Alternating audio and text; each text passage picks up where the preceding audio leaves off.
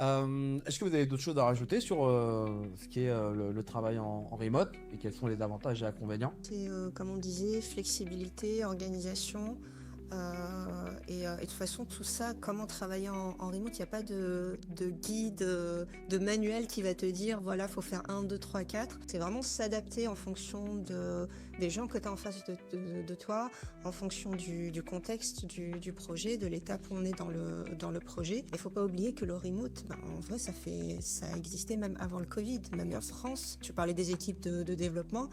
Sur énormément de projets, même avant le Covid, j'ai travaillé avec des équipes de développement qui étaient en Inde. Donc on avait déjà du remote, on avait déjà le décalage horaire qui était présent. Donc après, c'est juste une question d'adapter tout ça. Et c'est là où j'ai encore du mal à comprendre pourquoi certains clients veulent absolument voir des gens 3-4 jours par semaine au bureau. C'est une attente que je comprends pas en fait avec le contexte de nos missions. On travaille surtout, nous, depuis quelques années, on travaille sur des missions, des projets globaux. On a des utilisateurs qui sont répartis un peu partout dans le monde. Donc, on sait maintenant depuis le temps comment, même les organisations savent comment adapter cette manière de travailler pour qu'elle soit efficace. Donc, j'entends que certains clients aient besoin d'être rassurés, peut-être en début de projet, en début de mission, voir les gens et interagir un peu avec eux, parce que comme tu as dit, il y a le côté humain et relationnel qui compte énormément.